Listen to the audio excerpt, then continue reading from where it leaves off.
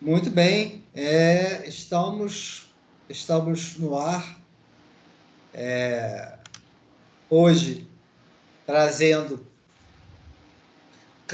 Cláudio Damião e Carlos Benjo.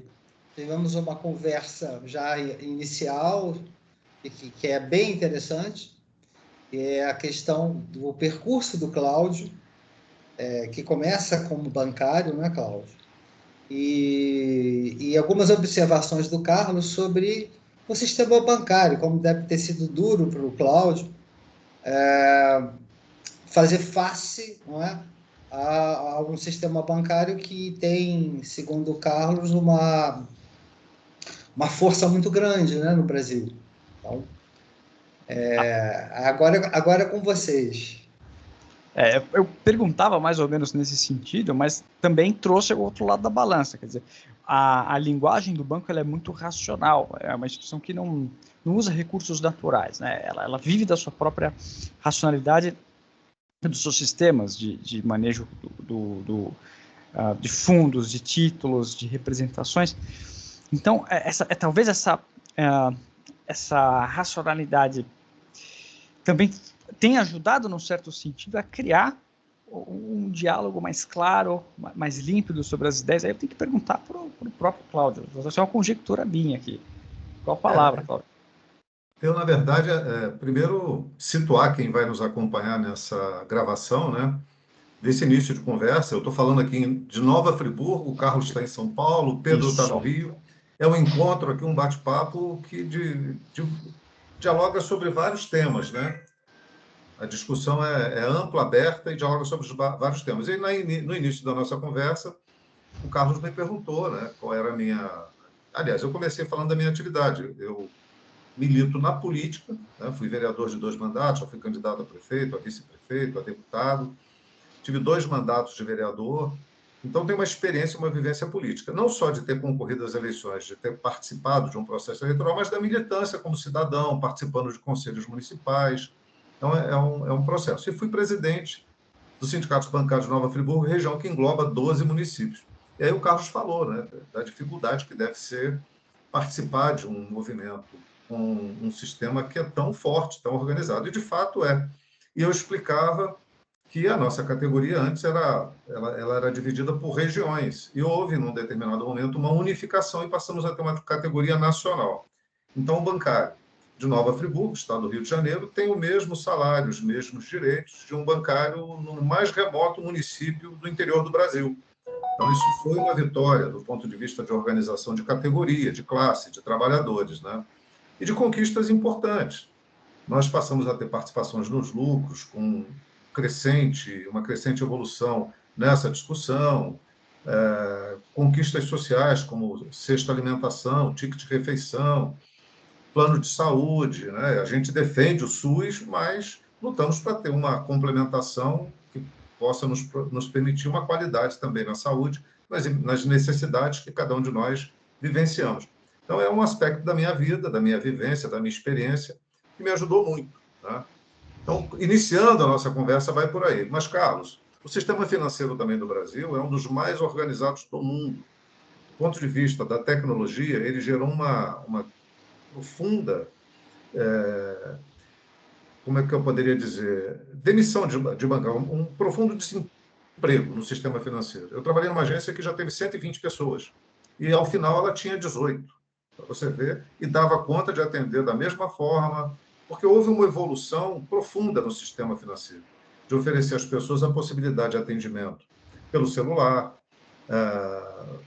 no próprio computador você faz todas as operações, você talvez não precise mais sair de casa para resolver um problema de pagamento de conta, né?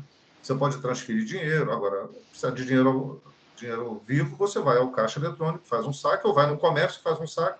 Então, isso criou uma situação que dá uma condição melhor para o usuário, para o cidadão, mas gera um outro problema na outra ponta, porque ele extrai recursos da sociedade, na medida em que ele cobra juros elevados, cartão de crédito é muito caro, os juros no Brasil ainda estão num patamar que não é civilizado, e o sistema financeiro vive disso, né? E essa foi a minha primeira divergência aqui, pelo menos tentativa de abrir uma polêmica, uma divergência, Porque, na verdade, o sistema financeiro ele tem essas características, mas ele também tem o seguinte: a captação de recursos ela depende dos correntistas. Sim, sem dúvida. Por um lado. Por outro lado, do ponto de vista financeiro, você sabe que se todos os correntistas, ao mesmo tempo, forem aos seus bancos e sacarem o que tem na conta corrente e nas suas aplicações, o dinheiro não estará lá. Ele está aplicado, não é? Ele está... eles chamam de proteção de risco, de hedge, enfim.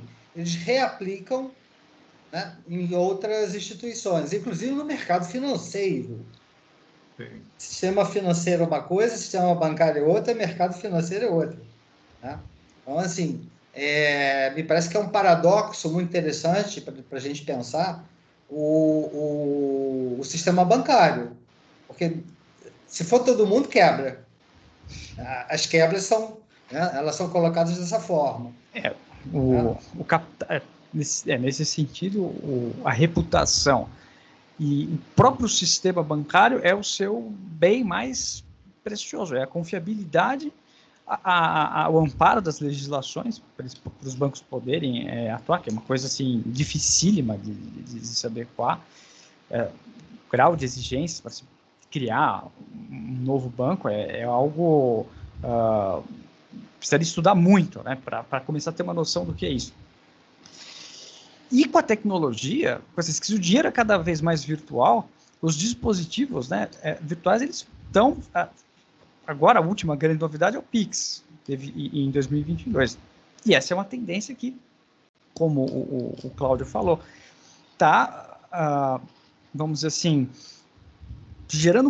resolvendo muitos problemas e criando possibilidades de ampliação de negócios, de empreendimento, mas, por outro lado, aí entra a porta de entrada do próprio Cláudio na política. Quer dizer, em algum momento o Cláudio parece ter notado assim, há injustiças, há irracionalidades na sociedade, há contradições. Peraí, vou começar a militar. Quer dizer, a gente volta para o que, assim, pensando o que teria feito, né, o Cláudio entrar, né, para essa atividade de militância, de luta. Fala mais, o Cláudio. Interessante isso aí. Eu queria só trazer, por favor. Trazer duas questões. Uma que envolve vocês profissionalmente, diretamente com uma questão relacionada à categoria, especialmente a essa categoria bancária. Mas antes, falar que o sistema financeiro brasileiro, além de ser um dos mais avançados do mundo, do ponto de vista tecnológico, das novidades que traz, ele também é um dos mais lucrativos do mundo. É um negócio assim impressionante, né? A forma como eles conseguem reproduzir. Imagina um banco ter 25 bilhões de lucro, 30 bilhões de lucro. Estou falando de um banco, né? E esse valor, às vezes, no primeiro semestre de um ano, é um negócio assim inimaginável. Ou seja, ele extrai da sociedade um lucro que não é um lucro que eu diria produtivo. Você não está falando de uma indústria automobilística, de uma indústria Exato. científica, de pesquisa. Você não está falando de uma instituição educacional, você está falando de uma indústria, de um setor que extrai o lucro, né, e que faz com que, muitas vezes, retraia a própria economia se ele estiver cobrando um juro exorbitante, como é no caso do Brasil. Então, tem um paradoxo em torno disso. É uma situação muito crítica que a gente deve pensar. Né? Eles conseguem nomear o diretor do Banco Central, né, o presidente do Banco Central. Então, a própria estabilidade do real depende de um mecanismo bancário, que é o Plano Real. Imagina, você tem um sistema que funciona como um contrapeso para não deixar com que a variação do dólar desestabilize a nossa moeda, o que impediria exportação, né, do agronegócio e importação também de bens. Assim, a gente não tem ideia da complexidade sistêmica, né, que envolve, e lógico que isso vai ter, como o Cláudio bem falou, consequências políticas. Sim, sem dúvida. Afinal, tudo bem, você foi o Fernando Henrique Cardoso, com a equipe dele ali, que conseguiu implantar esse plano. Na verdade, foi Itamar Franco, né? Sim. Foi Itamar Franco com o ministro da Fazenda, que era o Fernando Henrique Cardoso, não é isso? Sim. Mas o que eu quero me referir é que, independente de você estar vivendo um panorama crítico, do ponto de vista da organização da economia do país ou do Estado, o sistema financeiro vai lucrar sempre. Ele está sempre ditando as regras da economia, quando, na verdade, o país é que deveria ditar as regras da economia e não ficar tão dependente de uma lógica financista dos bancos. Mas isso é uma questão. É um problema uma mundial. Outra questão, esse é um problema mundial que o Cláudio está falando. Não é uma porque nós, quando falamos de sistema financeiro, a gente pode estar falando localizado aqui nos bancos brasileiros, que hoje são muito menores muito maiores do que já foram antes. Eu lembro de uma época que discutia-se o seguinte: não, nós temos que trazer o sistema financeiro internacional para o Brasil, porque nós vamos ter concorrência, que é a lógica do sistema capitalista, e vamos ter redução das cobranças das taxas de juros, do cartão de crédito, das tarifas cobradas aos clientes. Isso não aconteceu. Os bancos que vieram para cá aderiram a uma espécie de oligopólio, de monopólio do direito de cobrar, né, as tarifas, da mesma forma, não houve a menor concorrência. Mas isso, enfim, já é coisa passada.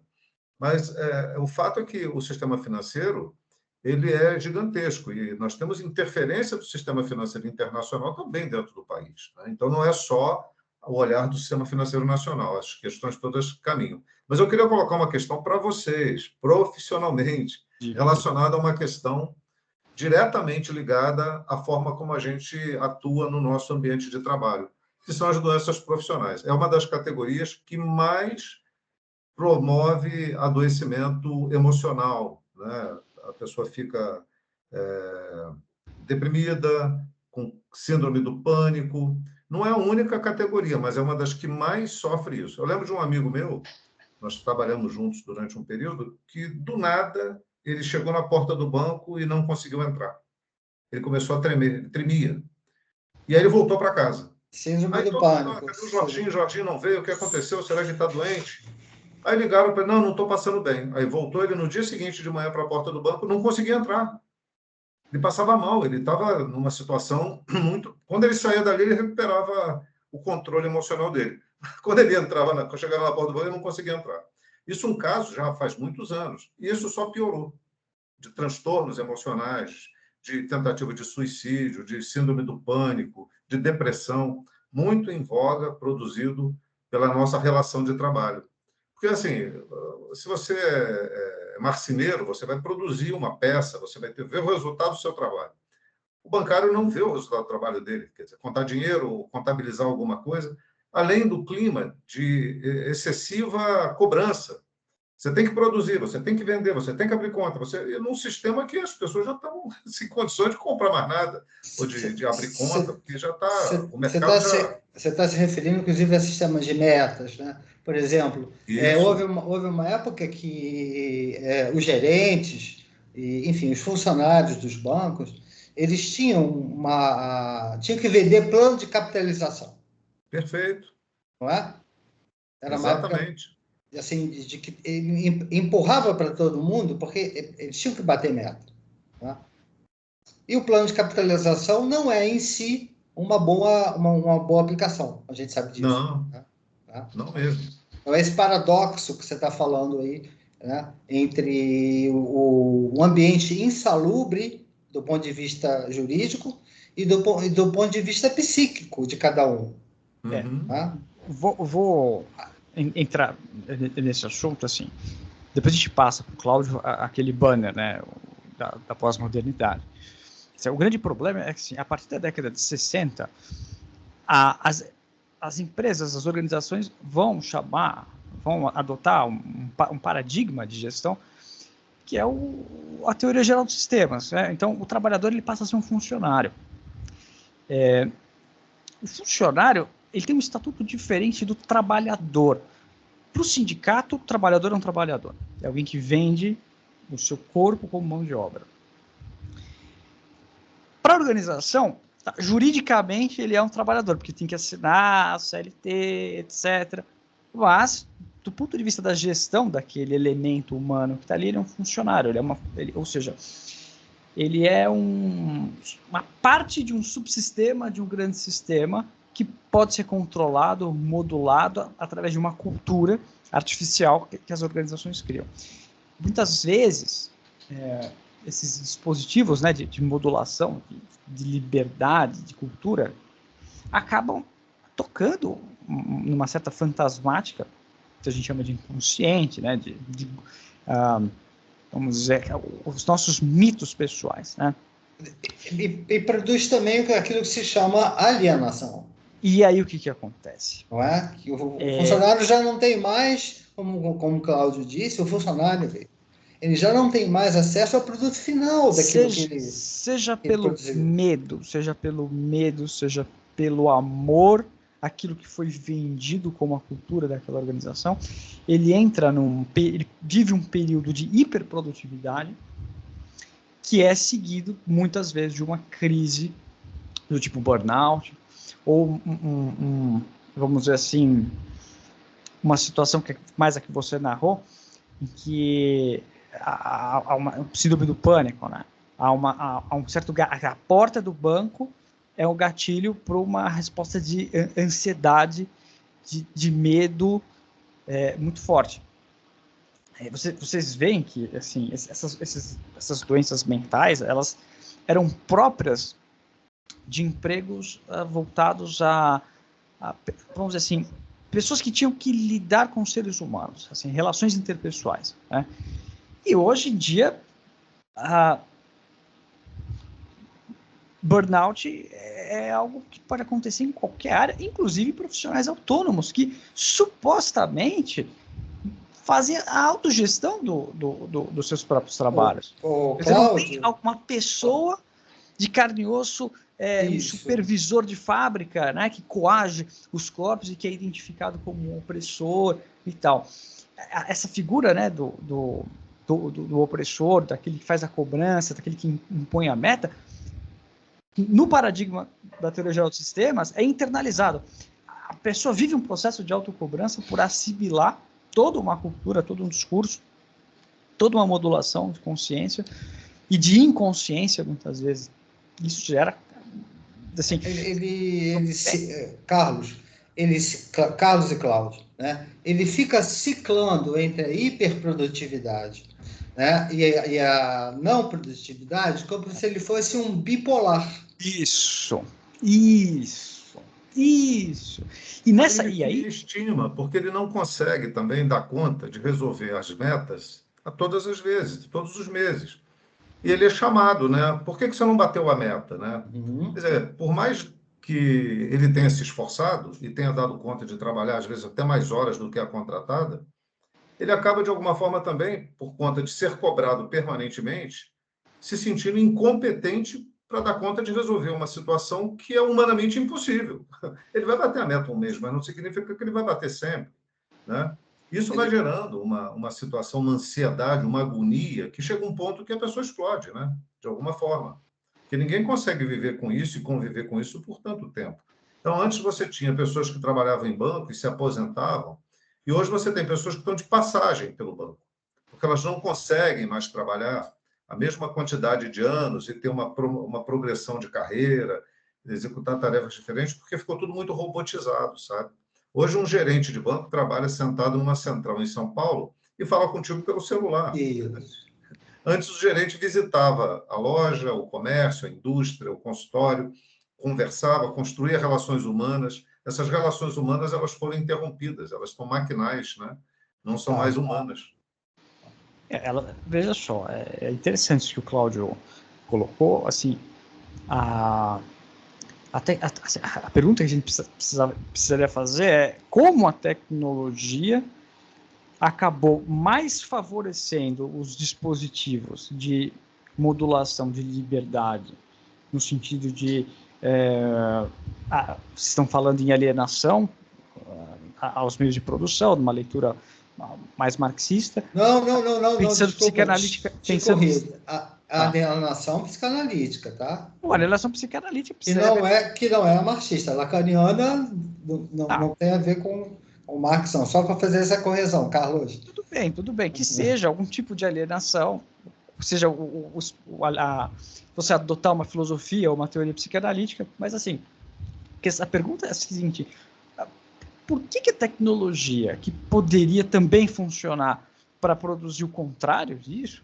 ampliação de consciência, está gerando um resultado mais no sentido oposto? Quais os fatores que a tecnologia... Se a gente quer num certo romantismo, né, antigamente tudo era melhor, que saudade, na minha época, não tinha... É um discurso conservador, tudo bem, quer ser conservador, não tem problema, mas é uma maneira de idealizar o passado.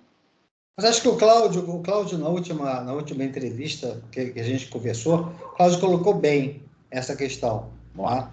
Quando o Cláudio vai falar justamente de que vivemos numa sociedade, como o Cláudio disse, nós dois também concordamos, né? Egocentrada. Né? Eu diria mais. Eu não vivo uma questão saudosista. Né? É evidente que a gente tem que revisitar o passado para analisar avanços e retrocessos. É histórico, né? Um processo histórico. A nossa vida é curta para a gente acompanhar todos os processos. Né? A gente vive uma etapa de situações que foram geradas por outras gerações e que a gente vai entrando nesse processo e vai gerar algumas coisas para outras gerações. Então, eu vivi uma outra realidade bancária, vamos dizer assim. Mas eu acho que é mais a questão do trabalho de uma forma geral, independente de ser bancário ou ser profissional de qualquer outra área. Nós vamos ter agora, muito em breve, a comemoração do 1º de maio, Dia do Trabalhador, que virou Dia do Trabalho. Porque, assim, é uma apropriação de datas e de símbolos que são importantes na vida da sociedade. Qual foi a razão de se criar a data? Foi um simbolismo, né? E tem mais de uma versão, mas uma das versões é que, num sistema de exploração tão brutal, as mulheres foram queimadas vivas numa indústria no Mississippi, se não me falha a memória, se não salvo engano, numa indústria. Então, elas foram reivindicar melhorias nas condições de trabalho, porque elas trabalhavam 12, 14 horas, os filhos iam juntos e trabalhavam ali debaixo da saia da mãe também, ali fazendo alguma atividade, com 4, 5, 6, 8 anos. Então, a sociedade era, de uma forma brutalmente explorada para gerar a riqueza que o capital tem hoje. Então, isso teve um preço. E aí nós vamos chegar na tecnologia e no avanço. Qual foi o discurso ao longo de todo o tempo com relação aos avanços e às conquistas? Que, na medida em que a tecnologia avançasse, o ser humano teria mais condições de lazer, mais tempo livre, né? É aquela história do ócio criativo, né? Mas, na verdade, a gente não está vendo isso. O que a gente está vendo é uma mistificação de uma situação de exploração do trabalho, onde o cidadão foi convencido de que ele pode ser o seu próprio patrão. Aí ele bota uma mochila nas costas e vai fazer entrega, vai trabalhar voluntariamente, ou sei lá, de qualquer forma, mas ele não tem mais garantias, ele perdeu o direito a uma carteira de trabalho e trabalha mais horas por dia para conseguir ter o que ele antes poderia ter como um trabalho remunerado e de carteira assinada contratado legalmente. Então, houve uma desarrumação, né? Uma desconstrução de uma conquista de direitos conquistados a duras penas, nós não nos apropriamos dos avanços tecnológicos. Não. Né? Quem se apropriou foi o sistema, foi o capital. Aí você falou, Cláudio, num ponto que eu concordo totalmente. Quer dizer, o que acontece? O avanço tecnológico, ele tende a agora cada vez mais avançar em progressão geométrica. E certos avanços sociais e políticos e jurídicos dependem de política. A política segue o ritmo humano, porque é uma atividade própria do humano, né? Então, é interessante como por muitos países, se eu não me engano, a China, né? Se eu não me engano, a China possuem leis, assim, de barrar certas tecnologias, se isso vai gerar um impacto negativo numa determinada classe. Eu não estou dizendo que eu sou favorável a isso, mas eu estou dizendo assim, como cada país tenta avaliar esse impacto, né, positivo e negativo numa balança para tentar corrigir contradições e efeitos de mal-estar. Né, mas, assim, é claro que também houve uma dormida no ponto de alguém, não sei se assim, faltou intelectuais para pensar nisso, se de alguma maneira não se deu tanta importância, tanto crédito à questão do desenvolvimento tecnológico, isso é só coisa de internet, as coisas Eu não sei o que aconteceu, que houve esse desencontro, essa desarrumação. Eu não É saberia dizer. interessante você colocar isso, né? Nós podemos levantar inúmeras teses, né? Porque não é só no Brasil, convenhamos, né? Até nas economias mais avançadas, a situação de miserabilidade da população ampliou. Todo mundo coloca os Estados Unidos como um exemplo de democracia, de liberdade e tal, mas a gente vê, embora a mídia nacional não mostre, mas se você tem as mídias alternativas, você vai ver pessoas Classe, sendo colocadas na rua classe porque não média tem condição de pagar uma insatisfeita. consulta médica, uma internação hospitalar, ele vai para a rua de pijama, do jeito que ele está, né? De camisola do hospital, ele vai para a rua. A quantidade de pessoas vivendo em acampamentos nas calçadas nos Estados Unidos é uma coisa brutal, porque a gente vê isso em São Paulo, a gente vê isso no Rio.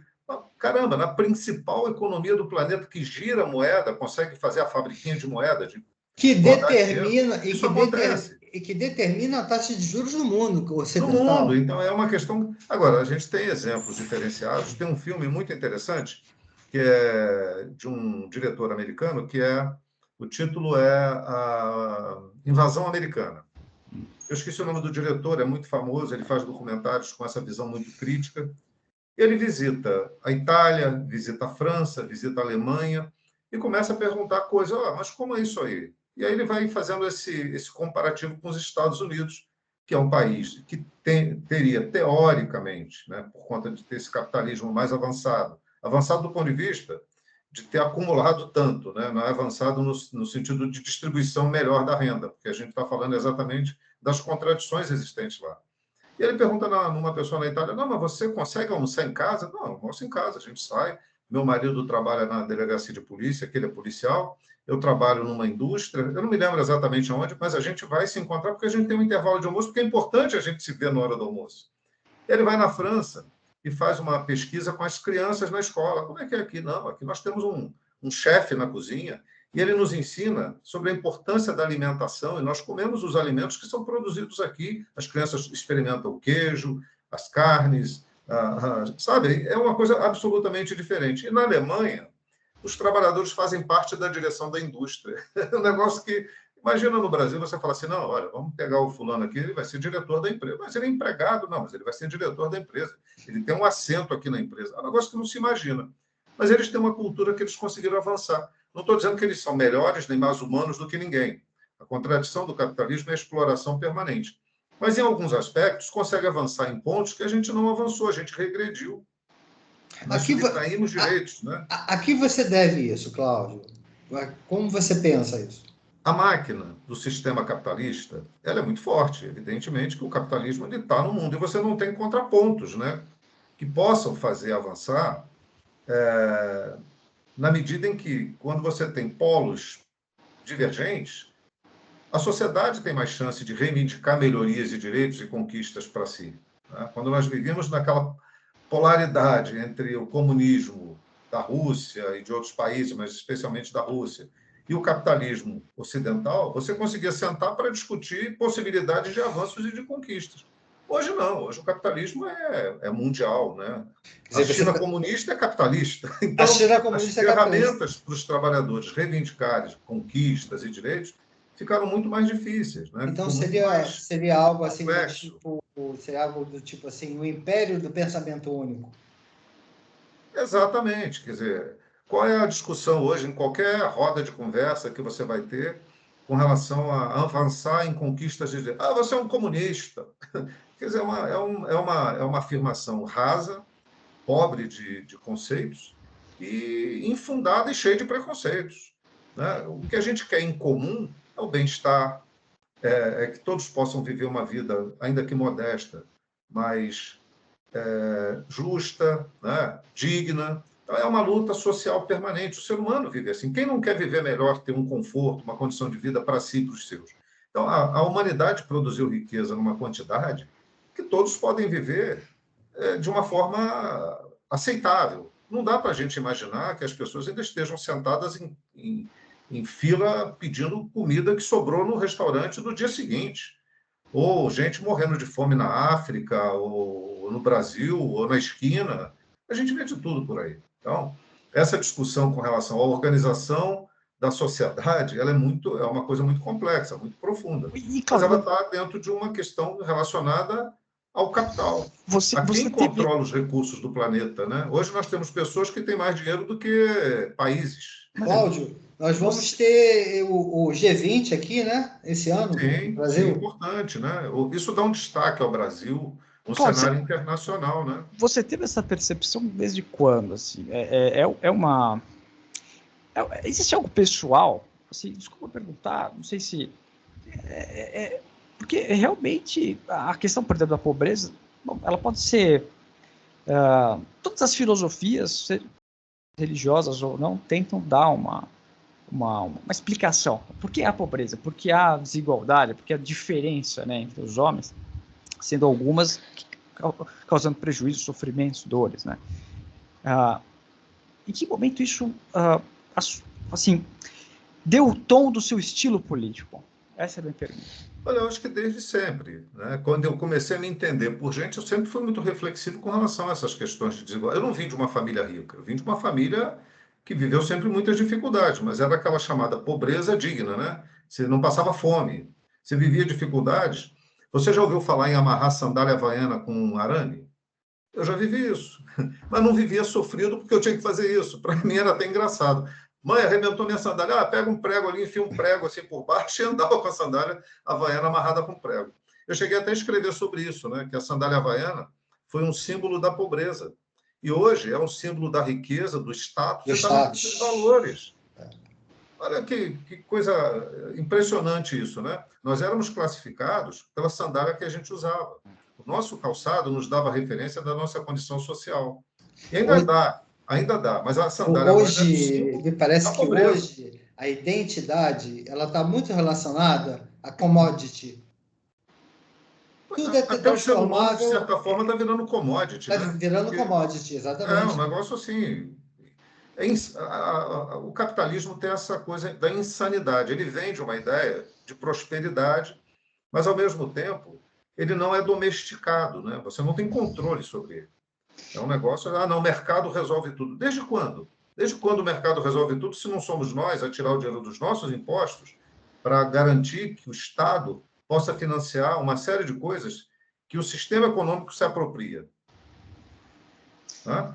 Hoje, o Brasil, ao longo do tempo, adotou uma política que a gente não... Eu vivi um tempo em que eu participava de um debate que era o Jubileu de Ouro, que discutia a dívida pública. Nós tínhamos que fazer uma auditoria da dívida pública. Era um trabalho da CNBB, das igrejas, não era só da Igreja Católica, tinha um conjunto de igrejas mais avançadas que discutiam isso.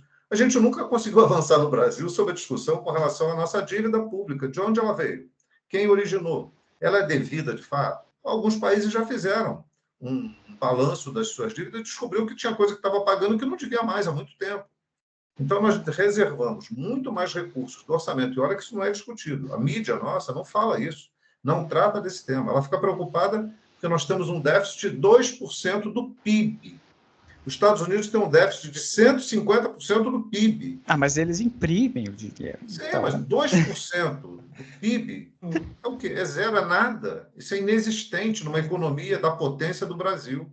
Mas nós ficamos tão enquadrados por dentro do sistema que impede o país de investir no desenvolvimento, no combate real e, de fato, à pobreza, na criação de universidades, de escolas mais avançadas, porque isso tudo faz parte.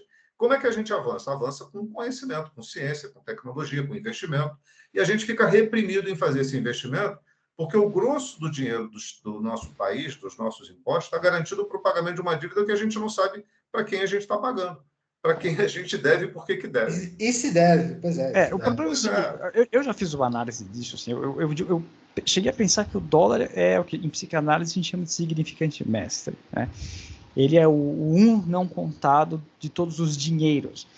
Ele tem um valor de parametrização de todas as relações comerciais.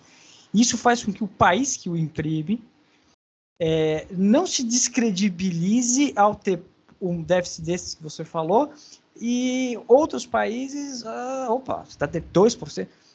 já há todo um terrorismo, já há todo um medo, já há todo uma situação... Como todo significante mestre, né, ele coloca os outros países que não têm o dólar como significante mestre na posição de subserviência. Subserviência, exatamente. Uma tentativa, né, de reduzir essa distorção foi a própria criação do Plano Real. Aí volta de novo a questão bancária. Só que você veja a desvalorização, né, do real em relação ao dólar, mesmo com o Plano Real, nunca mais voltou a ser 4, 3, né? É uma coisa... A questão do Plano Real, ela dá uma organizada na economia local. Mas o fato é que a nossa dependência, a nossa dívida, a extração da nossa riqueza... Porque, assim, vamos imaginar o seguinte, o Brasil foi explorado por séculos, com os recursos sendo enviados para a Inglaterra, para a França, para Portugal, nós exportamos, nós fomos explorados aqui, para a Holanda, que vinha aqui roubar nosso pau-brasil, né? Então, assim, fomos invadidos pela França. A riqueza do Brasil sempre foi exportada, nós sempre fomos explorados. Assumimos uma dívida com a Inglaterra que não era nossa, né? Então, assim, a nossa dívida começa lá. E nós continuamos numa situação de dívida permanente, porque isso nos imobiliza. Então, o capital, ele tem essa capacidade, né? Os Estados Unidos tremeu recentemente, quando a China, nessa guerra também da Rússia, né, de fazer troca em outra moeda. A Rússia está fazendo troca em outra moeda. A China ameaçou de também, se for o caso, fazer troca em outra moeda. Porque é concebível que o valor monetário mundial seja o dólar. O lastro internacional era o ouro. Por que virou dólar, né? A Segunda Guerra provocou isso, né? Os Estados Unidos entra, viu tudo acontecer, não fez absolutamente nada, se apropriou de tudo aquilo, joga uma bomba em Nagasaki, uma em Hiroshima, e vira o centro das atenções do mundo, mas nunca combateu o nazismo. Ao contrário, o Henry Ford, lá, o primeiro Ford lá da produção da de veículos, era um simpatizante do nazismo, foi lá confraternizar com Hitler. Né? Então, a gente tem que ter muito cuidado também, às vezes, a gente imaginar que são defensores da democracia em valores humanos, né, internacionais, onde isso aí é um jogo de cena político, estratégia geopolítico, né, para atender os interesses, especialmente dos Estados Unidos. Não estou dizendo nem que eles estão errados em fazer isso em defesa dos interesses deles. O que nós temos que fazer é que nos libertar dessas amarras para tratar dos nossos interesses. Aí vem um problema sério. Nós somos catequizados para pensar dentro de uma caixa que não permite que a gente saia desse aprisionamento. É um negócio muito complexo. Veja só, eu e o Pedro, a gente pensa um pouco a política na pós-modernidade como uma certa falência de cosmovisões políticas totalitárias. Sejam elas de esquerda ou de direita. Ou seja, a ideia é a política atual, ela seguia por certas utopias, mas essas utopias elas são, vamos dizer, mais despretensiosas. Por exemplo, você, acompanhando seus discursos, você defende o SUS, o Sistema Único de Saúde. Defendemos todos. Sim, sim.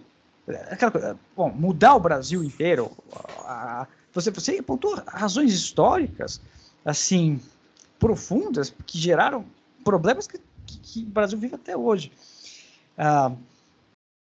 O que dá para fazer politicamente? Olha, não permitir com que certas políticas ou visões ideológicas impeçam com que as pessoas tenham acesso a um sistema de saúde, porque isso é uma coisa que impacta a vida delas diretamente, né? Isso independente do espectro político da pessoa. Tanto a pessoa de esquerda ou de direita precisa de um atendimento de saúde se ficar doente. E não há garantia de que sempre vai se ter dinheiro para pagar um sistema particular, né? Então, quando a gente, assim, toca nesses pontos, né, eu queria que o Cláudio falasse especialmente da questão do SUS, né, como uma bandeira política, como uma atenção especial, um motivador especial. Bom, Carlos, a gente tem que primeiro pensar como era antes do SUS, né? As pessoas eram tratadas de forma muito clara. Você é trabalhador, tem carteira assinada, você é do INAMPS. Você não tem, você é tratado e atendido como se fosse um indigente. Você não tem direito. né, no sistema, a menos que você pague. Só para explicar para o pessoal que o INAMPS é o atual INSS. Exatamente, era um sistema muito diferente.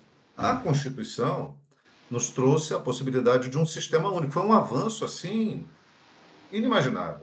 Mas é um sistema permanentemente em disputa. E curiosamente, ele não é unicamente público. Ele permite a relação com o sistema privado de atendimento.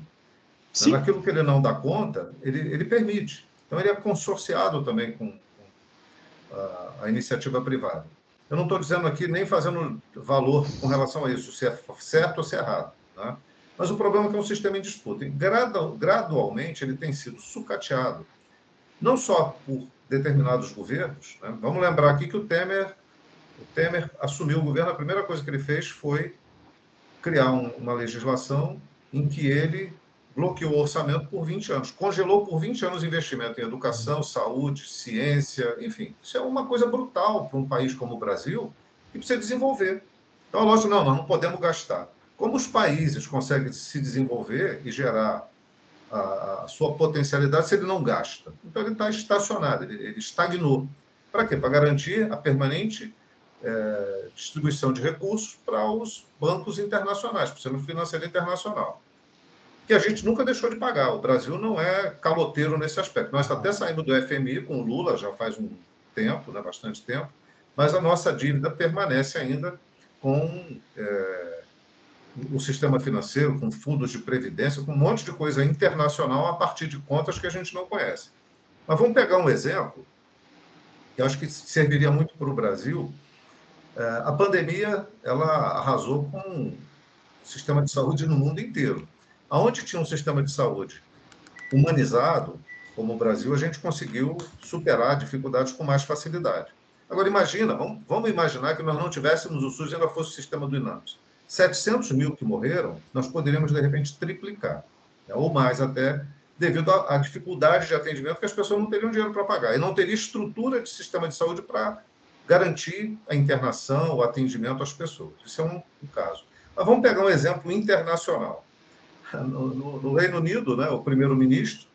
Lembrei do nome, Cláudio. Boris Johnson. Boris Johnson, que era um negacionista. Inicialmente ele se apresentou como negacionista, criticando o importante a economia, nós não podemos parar, pegou a Covid.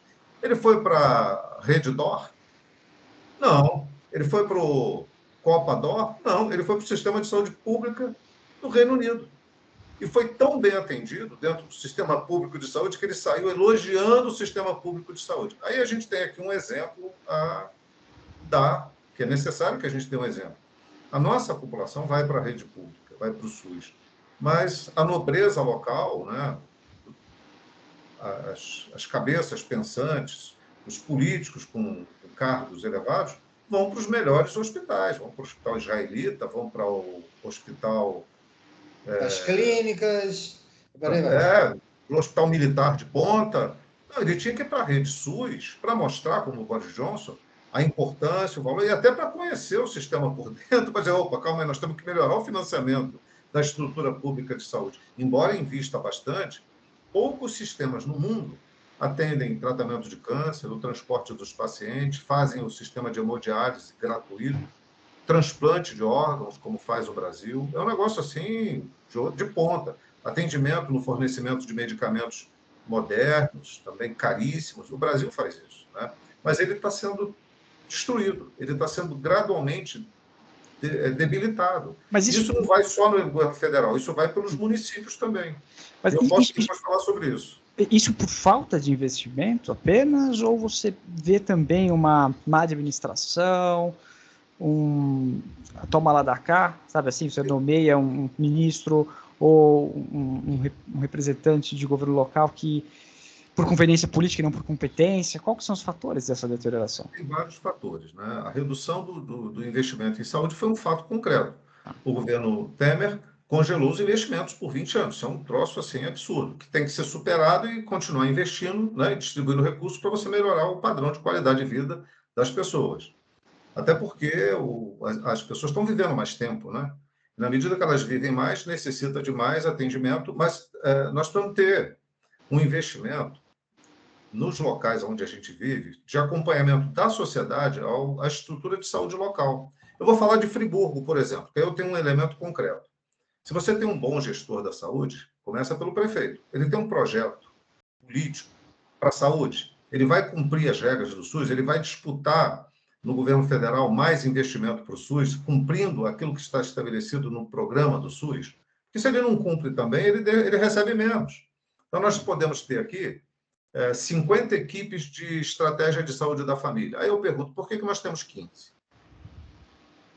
Se nós podemos ter 50, por que nós temos 15? Porque a gestão, a incompetência está imperando no lugar do atendimento qualificado da saúde pública. Quais são as consequências de você não ter 50 equipes de estratégia de saúde da família e ter apenas 15? Você não dá conta de atender a toda a dimensão do município, acompanhando as pessoas nas regiões onde elas estão habitando, né? Porque a estratégia cuida lá de 1.000 famílias, cada estratégia. Tem enfermeiro, assistente, tem médico, enfim, tem a equipe. Você vai ter menos gente internada no hospital municipal, você vai ter menos gente procurando UPA, você vai ter menos pessoas procurando assistência no posto de saúde. A estratégia ela é preventiva, ela tem também o viés preventivo, né, Cláudio? Exato, isso que eu estou dizendo. Então, por que não tem a estrutura está desmontando? Porque ou é por incompetência de prefeitos, ou porque ele tem uma visão neoliberal que ele acha que tem que privatizar. E aí ele começa a entregar parte da estrutura da saúde para empresas privadas, porque ou ele é incompetente para gerir, ou ele tem uma visão de que ele não quer gerir aquilo, mas ele vai entregar. Então ele está privatizando a saúde. A gente vai enfraquecendo a estratégia do SUS. E fica mais caro, inclusive, sabe? Se você pegar, por exemplo, vou voltar a Friburgo, não é crítica a ninguém, é só um elemento de exemplo. O Hospital Municipal sempre forneceu a comida para os pacientes, inclusive para os acompanhantes. Já há uns, 4 anos, é contratado através de quentinha. Imagina, como é que você vai fornecer para dentro de um hospital comida embalada em isopor? Isso não é nem humano, né? Uma emergência, uma situação de calamidade, vai lá, mas você ficar 4 anos fornecendo comida em quentinha, tendo uma cozinha que você poderia equipar e botar para funcionar, né? Então, é um desmanche, é um desmonte da estrutura de saúde. Você pode fazer radiografia dentro do hospital e precisa fazer para você atender os casos de acidente, as emergências. Aí vão sucateando os equipamentos, não, tem que fazer na clínica do fulano, tem que não sei, entende? Nós tínhamos laboratório dentro das unidades de saúde. Os laboratórios foram sucateados e fechados. Nós fazíamos exames de vista, né? O oftalmologista atendia, o equipamento está parado faz uma década. Isso é o quê? É um processo de sucateamento para privatizar. O município não tem condição de mandar reparar um equipamento oftalmológico? Tem. Falta interesse. Parece claramente a mescla, né, entre a má gestão, a má fé, não é? E pelo menos esses dois vetores, né, que se mesclam. Há um terceiro vetor, que não sei se o Carlos sabe, mas o Cláudio sabe, que é o fato de que em cidades como Catanduva, que é onde Carlos reside, né, a Friburgo e outros lugares, a eleição do prefeito se dá com apenas 20 e poucos % dos votos válidos para aquela eleição, por conta de não haver segundo turno, né?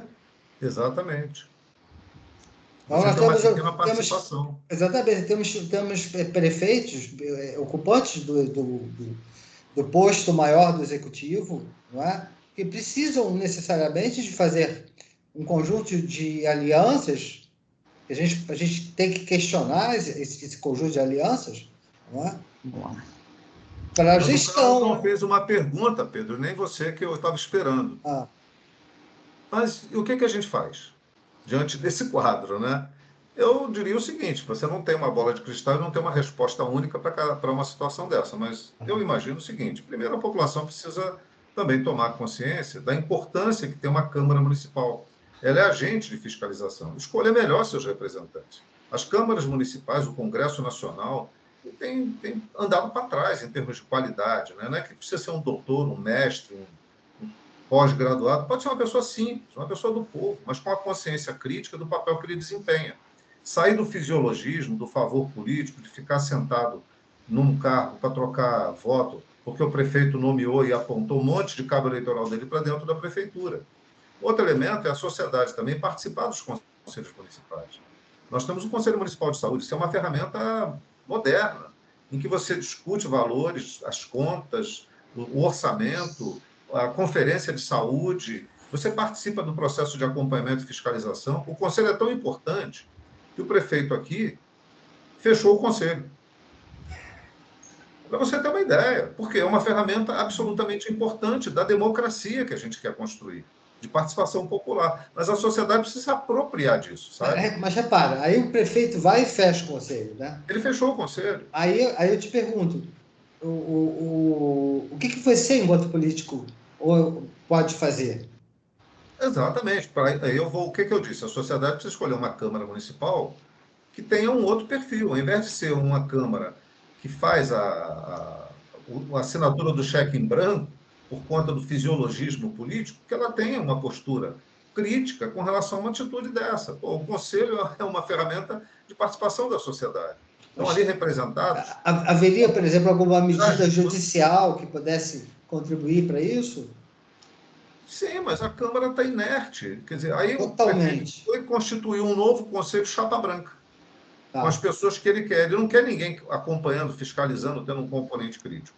Entende? Então, assim, a sociedade tem que se apropriar do processo político. Ela tem que ser agente do processo político. Ela não pode ser só eleitor.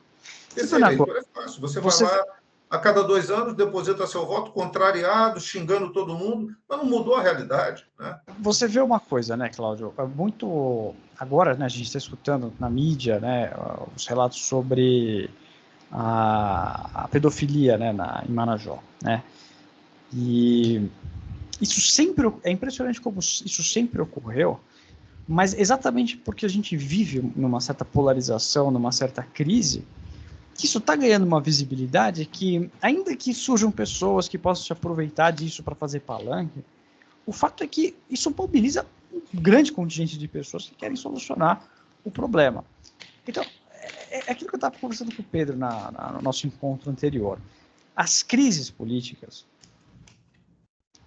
a gente não tem que resolver a crise política numa democracia, porque democracia é uma crise permanente. Toda democracia ela é uma crise por si só.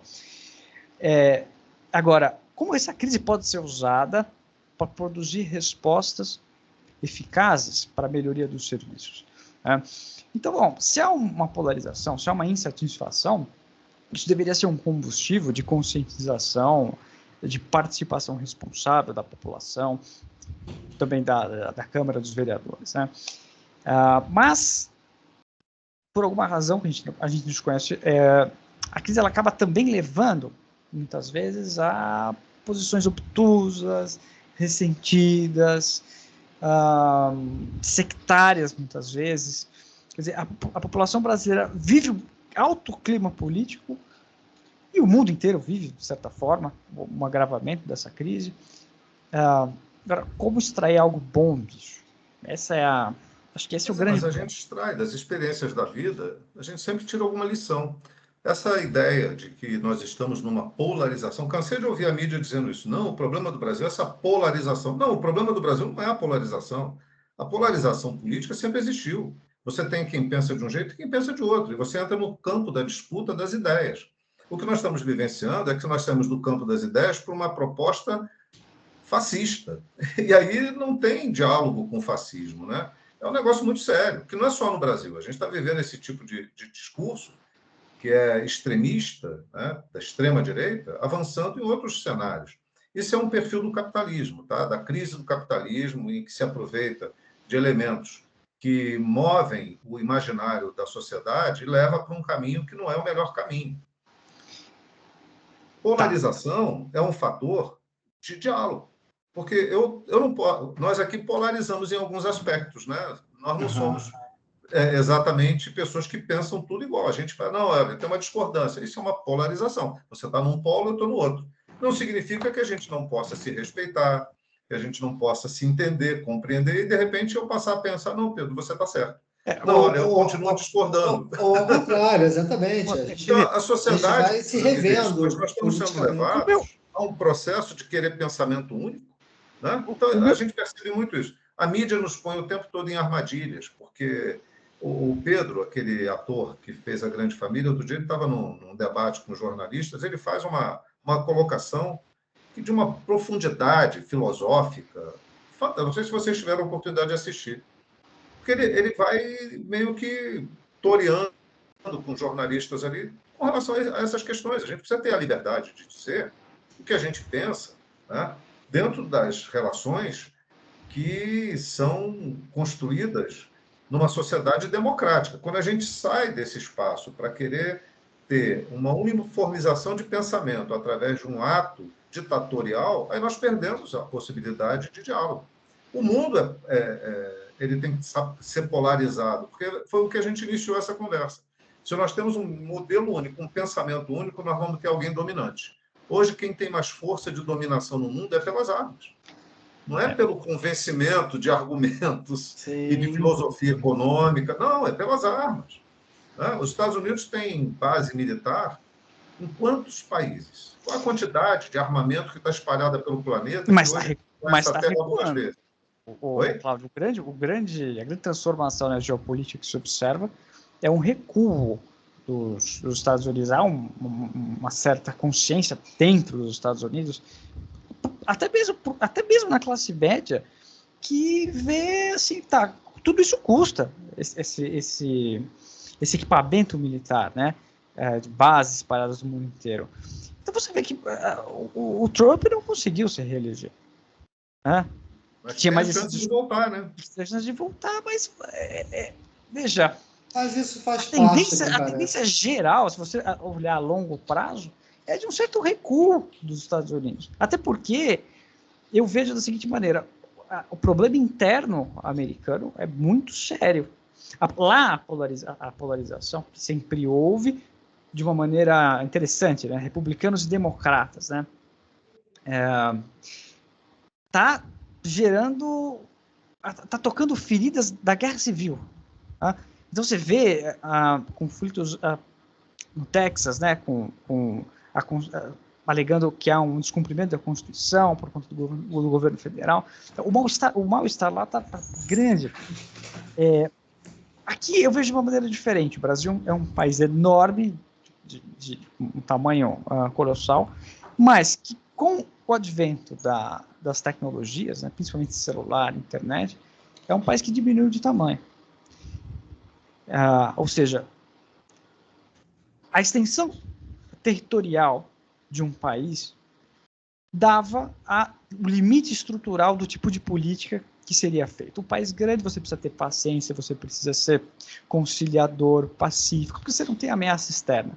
Você tem que se preocupar e manter a unaridade da política que está ocorrendo, né? Não deixar criar movimentos separatistas e etc. Tá? Com a tecnologia, não é mais a extensão territorial que apenas que dá o limite da estrutura política. Porque como você diminui as distâncias, eu estou falando de São Paulo, vocês estão falando do Rio de Janeiro.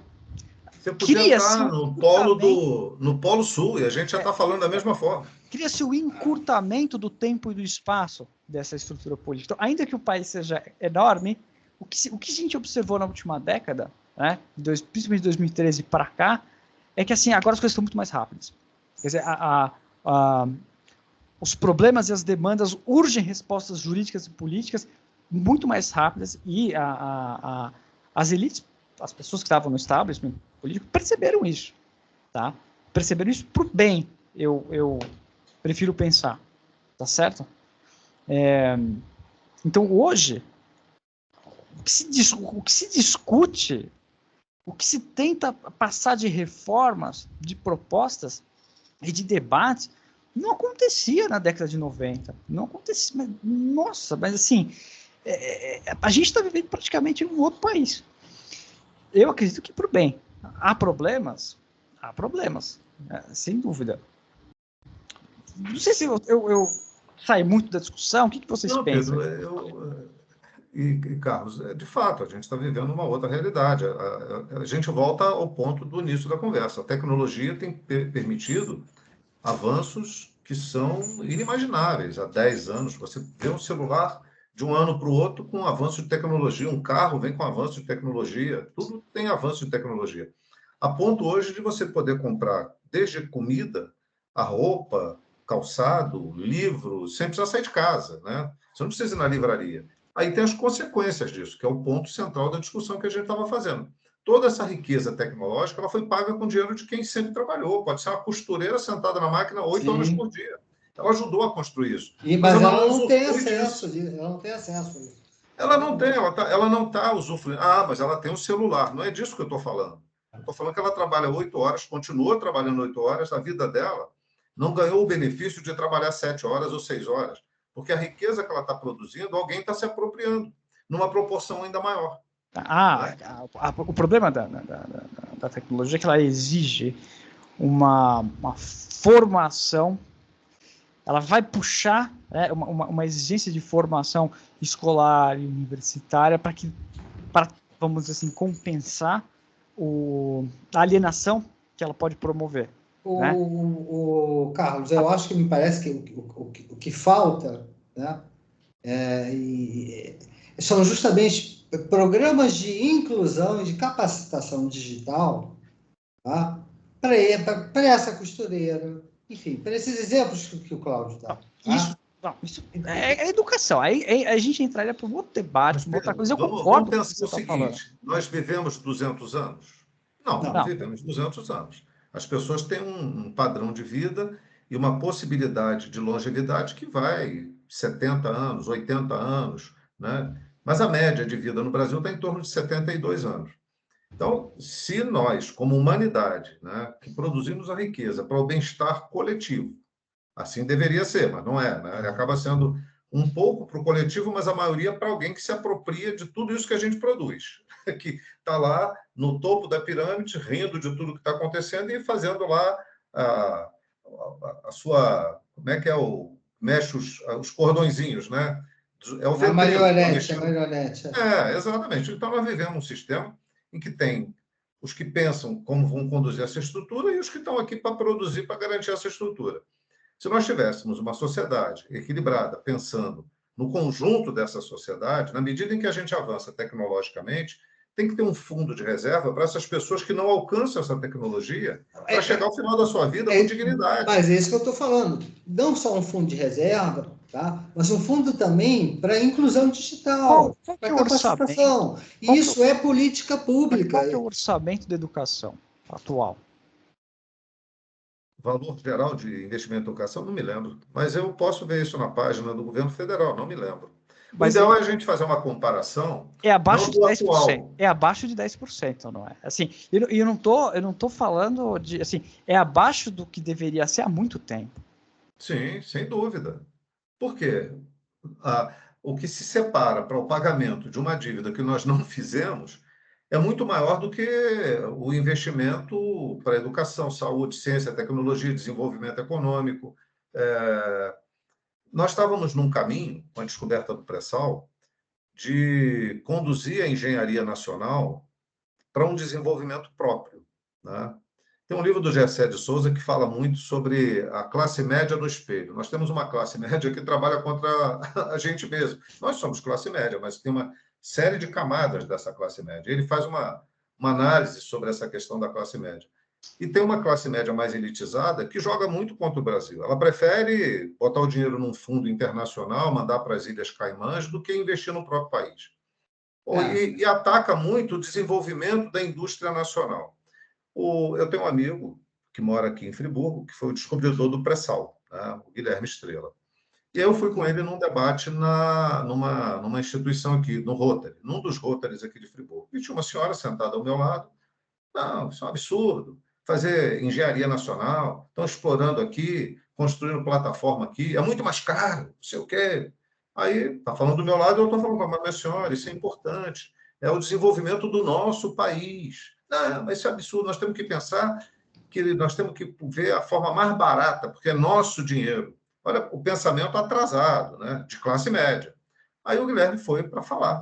Aí está explicando isso. Olha, nós estamos produzindo petróleo, nós geramos a autonomia, o projeto é para parte desses recursos serem destinados à saúde e educação, que também quebraram com isso tudo, sabe, Carlos? E ele começou a dizer, olha, nós estamos produzindo plataformas no Brasil, porque antes era tudo importado, e hoje tem uma cota estabelecida de conteúdo nacional, para desenvolver a indústria nacional, o empresariado nacional, a política de desenvolvimento nacional. É porque a Petrobras tinha um sistema de metas inteligente. Eles esticavam a meta, mas davam uma formação e uma capacitação para os engenheiros poderem inovar na tecnologia. A lógica da classe média capitalista funciona. Ela não pensa no desenvolvimento nacional, ela pensa aonde que é mais barato comprar. Só que está gerando tecnologia e recursos para outros países. É mais caro fazer aqui? É porque a gente está ganhando know-how, está ganhando tecnologia, está investindo no processo. Então, em tese, é mais caro. A curto prazo. A curto prazo pode ser mais caro, mas a médio e longo não. A indústria que vai produzir fica aqui, pode ser no Rio, pode ser na sua cidade, pode ser em Friburgo. O trabalhador vai sair de uma universidade com a garantia de que ele vai ter um emprego qualificado, um bom salário. Então, isso desenvolvimento para o país. Aí ele está falando isso lá, ela, não, mas lá em Singapura é mais barato. Aí ele falou assim, mas a senhora sabe como é que come o operário que trabalha em Singapura? Ele come no capacete. Sabe por quê? É trabalho semi-escravo. E nós não admitimos trabalho semi-escravo. Então, é a lógica equivocada, né?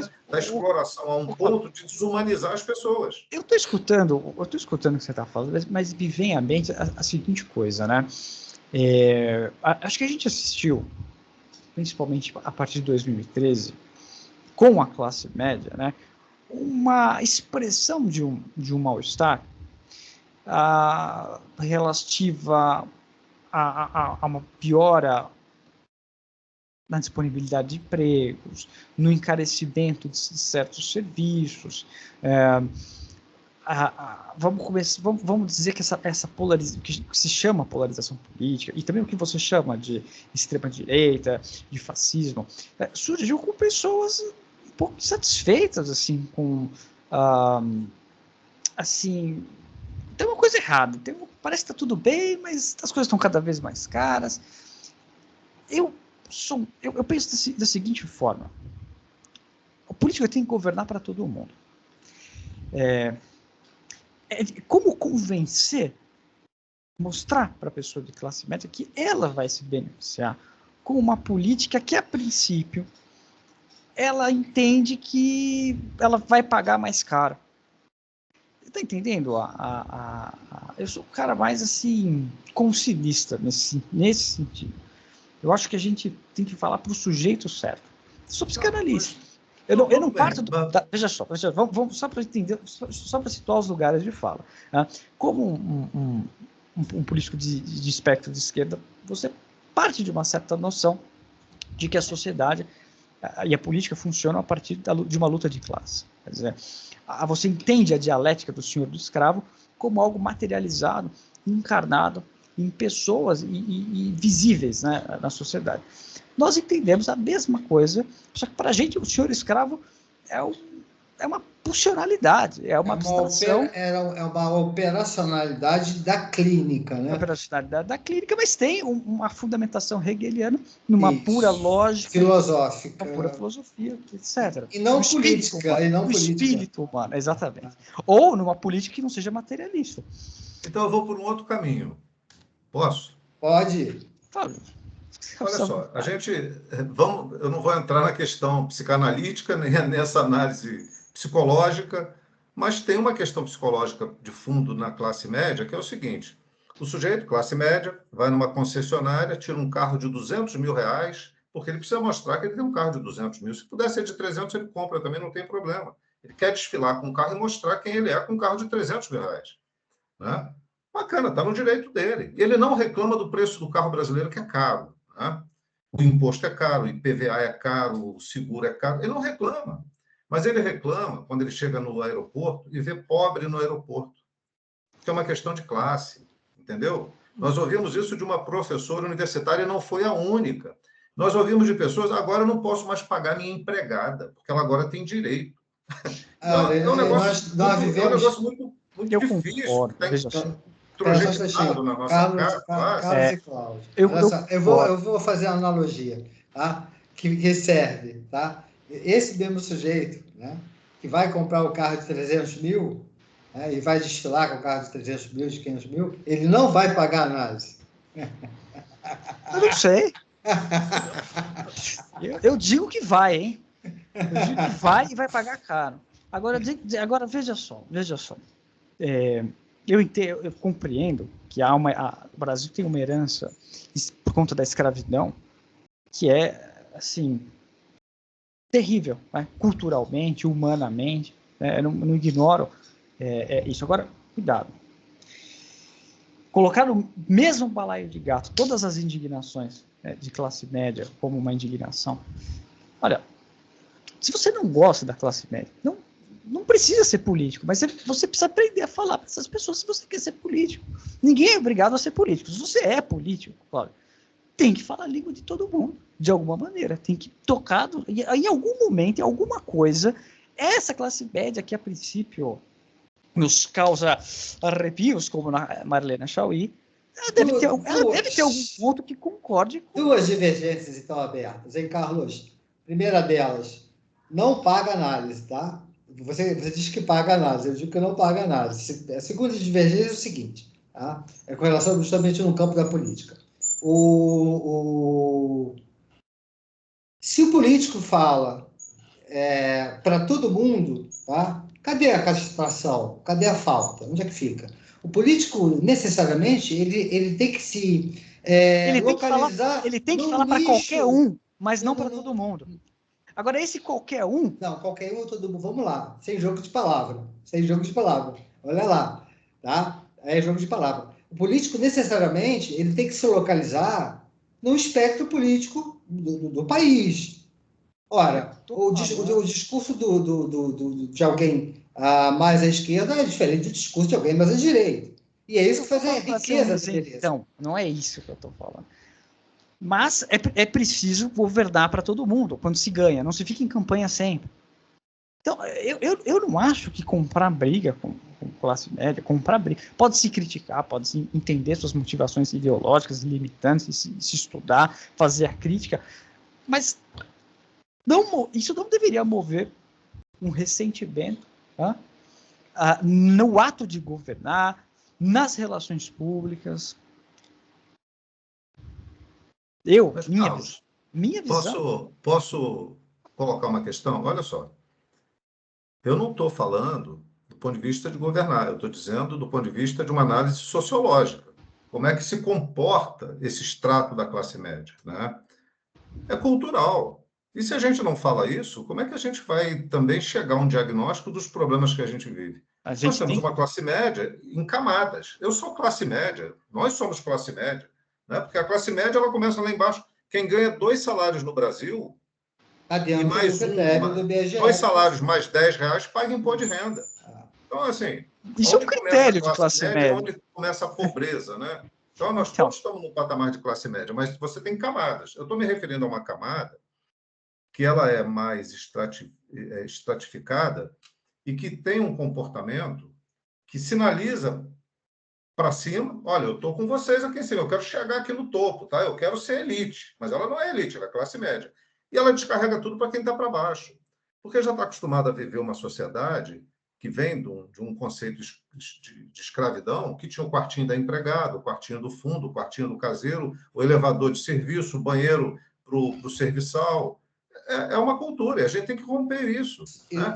Amigos meus que moram fora do Brasil falam, vocês têm um negócio engraçado, né? A gente aqui não tem empregada doméstica, porque é caro pra cacete. Só uma ressalva, viu, Carlos e Cláudio? O meu silêncio aqui não é porque eu estou concordando, não, tá? É apenas porque eu estou deixando vocês dois falarem, que eu acho que é interessante para... É rico. É isso. Eu acho que, assim, quem... É complicado essa... Porque você veja, né? A escravidão, historicamente, ela se deu na aristocracia. E também de uma certa classe média que comercializava, né, escravos.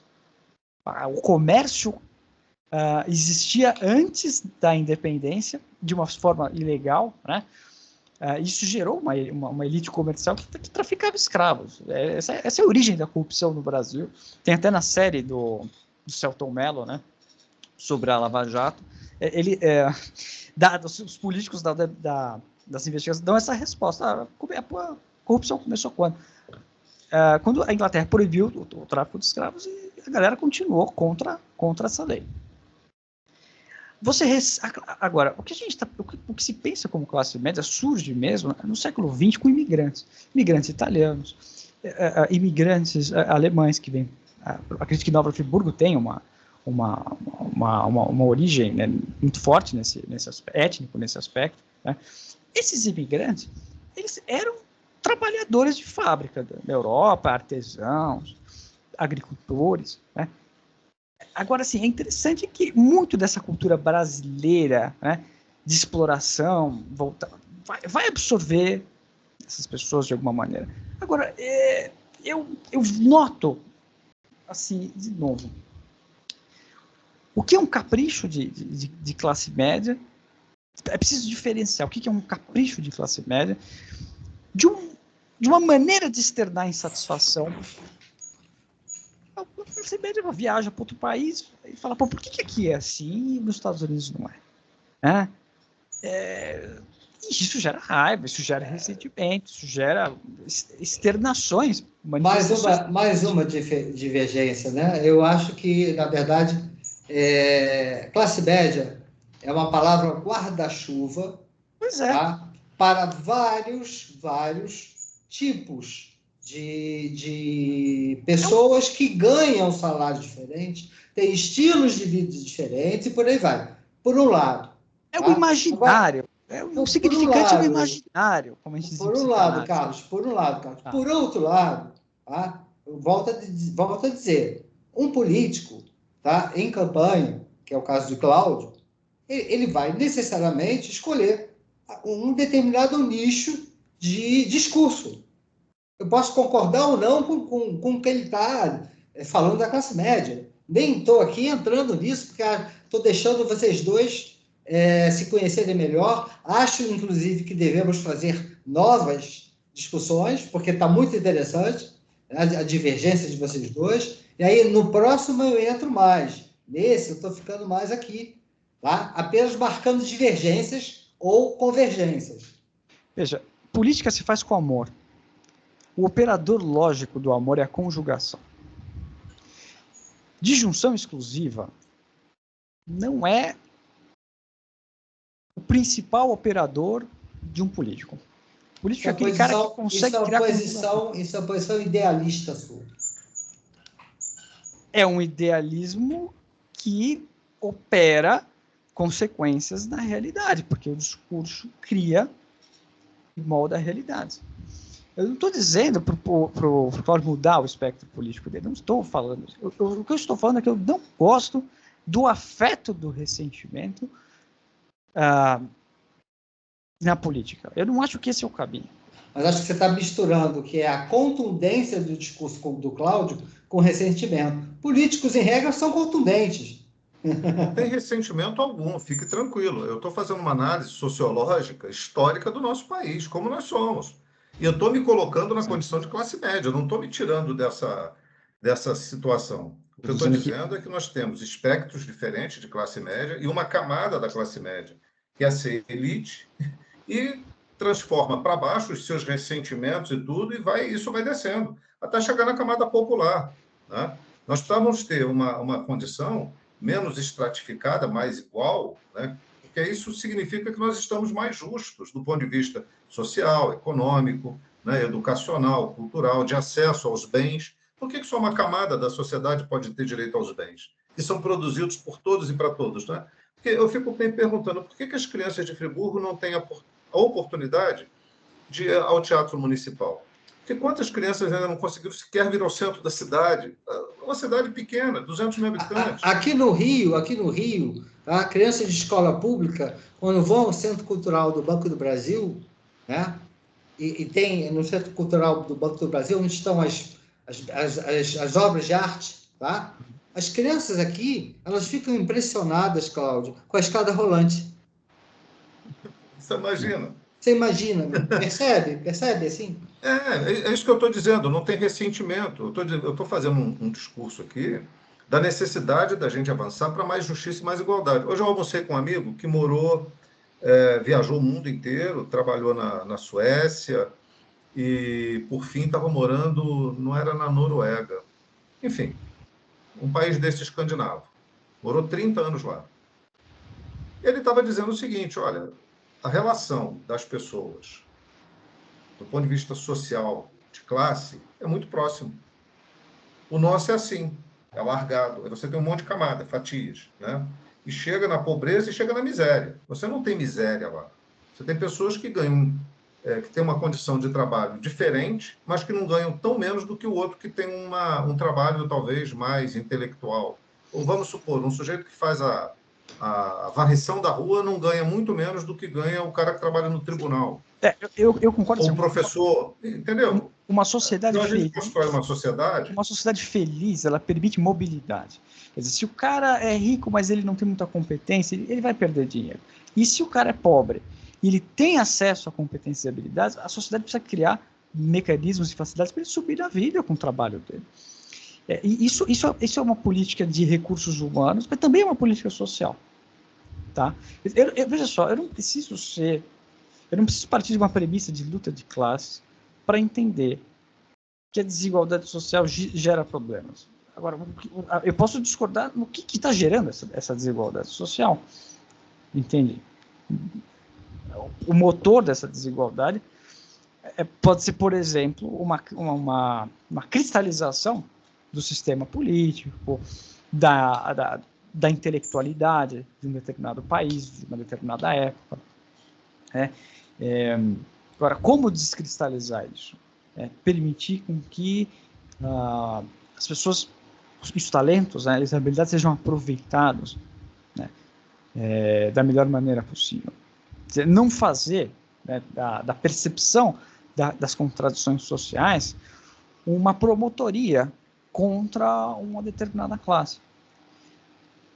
Porque, de novo, eu acredito... Eu vi que isso te incomodou muito, hein? Claro que incomoda. Mas é claro que sim.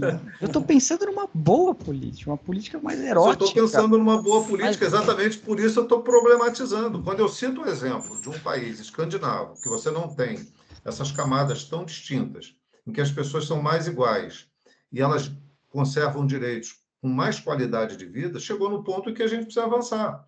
Agora, quando você tem camadas que ficam brigando para ter mais em detrimento do que tem menos, nós vamos ampliar a desigualdade e a injustiça.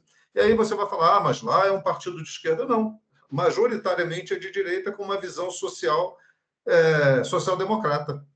Né? E a gente aqui não conseguiu avançar. A gente tem uma dificuldade por conta desse tipo de pensamento. Os países nórdicos, eles têm uma cultura, inclusive uma cultura jurídica extremamente normativa, né? E eles se reconhecem através até da etnia deles. É algo, um protestantismo também deles bastante, em alguns países bastante forte, por causa da Alemanha, né? Da pessoa da Alemanha. Mas você falou dos nórdicos. É uma outra realidade. É um país pequeno. É possível melhorar o Brasil? Eu acho que é. Eu também não gosto de naturalizar essa desigualdade horrorosa que vocês estão falando, e que move vocês afetivamente e também politicamente. Agora, o que eu estou propondo é, olha, há outros discursos para se diagnosticar esse problema e para se tentar resolver. Carlos. Colocar o problema. Exatamente. Segundo. Posso citar um exemplo aqui, Pedro? Pode. Vou citar um exemplo local. Né? O Censo veio e fez uma pesquisa. Nova Friburgo tem hoje 189 mil habitantes. Nós tivemos uma tragédia em 2007, que foi bastante violenta, morreram aí 50 pessoas, se eu não me engano, 47 pessoas. Muitas ficaram sem casa. Teve um projeto de retomada da construção de habitação popular. Se fez e ficou nisso. Veio 2011, uma tragédia maior ainda, 1.000 e tantos mortos espalhados aqui pela região. Friburgo foi a que mais morreu, a que mais perdeu casa. Hoje nós temos 254 áreas de risco, 7.500 casas em áreas de risco, onde estão 30 mil pessoas, de um universo de 189 mil habitantes. É uma proporção alarmante, assustadora, mas que não comove a sociedade.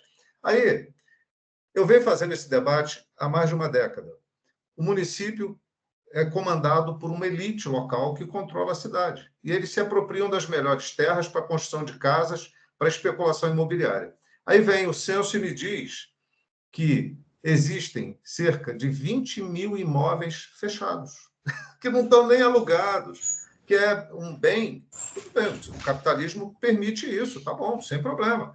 Mas então nós teremos que ter um IPTU progressivo para poder cobrar de quem está deixando aqueles que estão pendurados na encosta, correndo o risco de desabar uma pedra na cabeça dele, um barranco e matar todo mundo, para que a gente pudesse ter um fundo para aquisição de terras, para construção de casas populares, para que todos pudessem viver uma pobreza digna. Ou seja, o que o Cláudio está propondo é uma mudança na gestão orçamentária, isso é a proposta do Cláudio, uma mudança na gestão orçamentária para a criação de vários fundos, para a implementação de políticas públicas. Isso acontece, Pedro, se a gente mudar a nossa visão de mundo e de sociedade.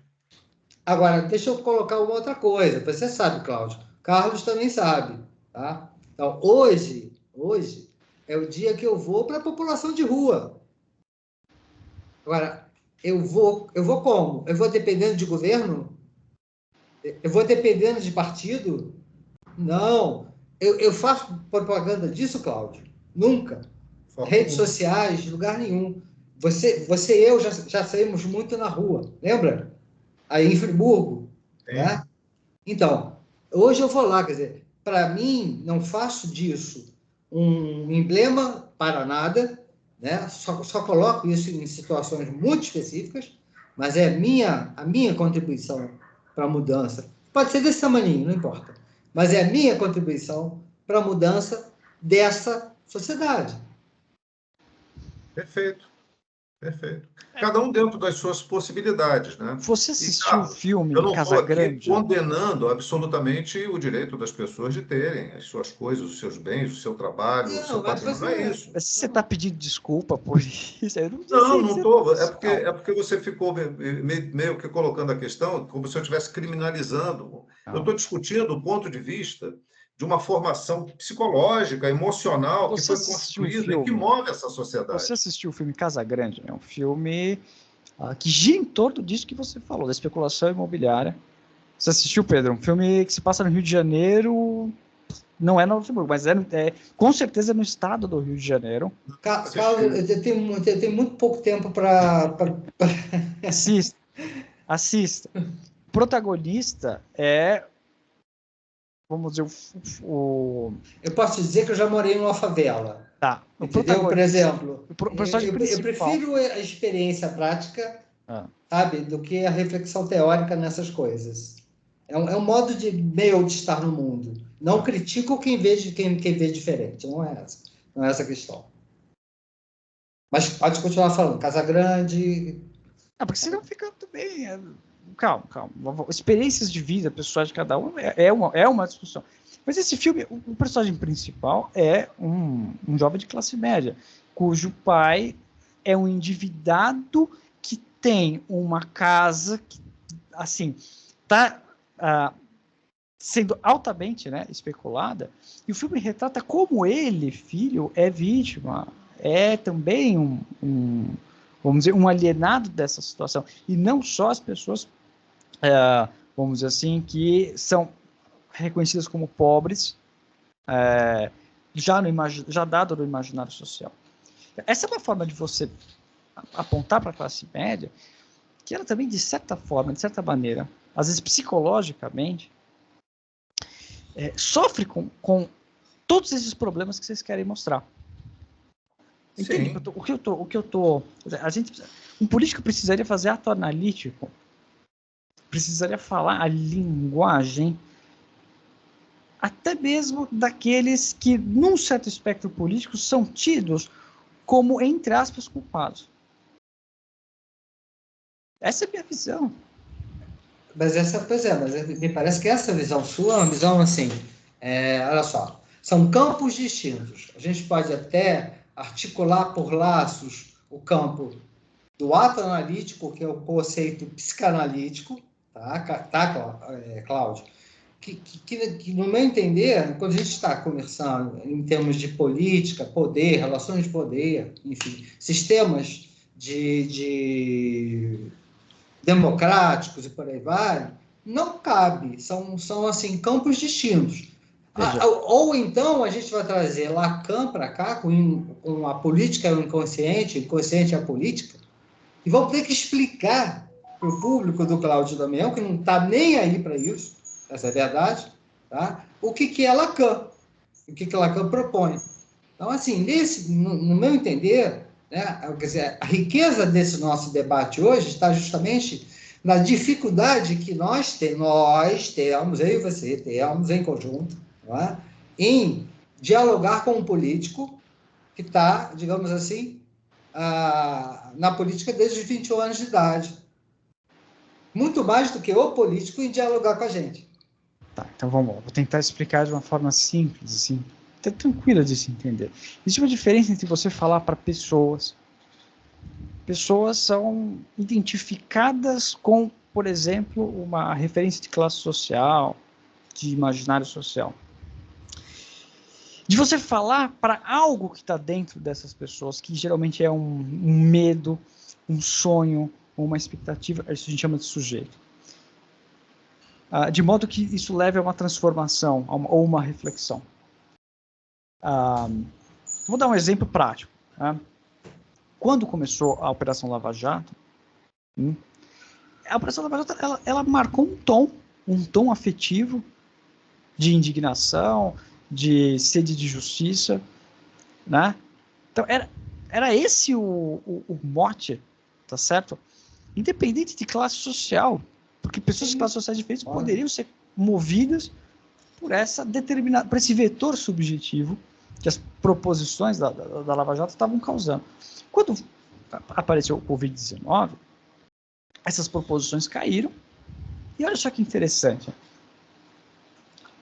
As preocupações, por exemplo, com saúde, com serviços públicos, voltaram. Isso independe, muitas vezes, de classe. Isso é algo que reverbera até numa horizontalidade, numa ressonância, numa música que está tocando. Não sei se eu estou se me fazendo entender com essas metáforas, né? A música é o tom afetivo que está mobilizando as pessoas sem que elas percebam isso. E isso está dando o tom de um debate. E o discurso ele tem que surfar para o bem, não como aproveitador, mas como um bom aproveitador. Aquele que vai fazer disso uma tática para implementar boas políticas, com resultados, com qualidade para as pessoas. Não sei se eu consegui explicar. Você já viu um político ter como assessor um psicanalista?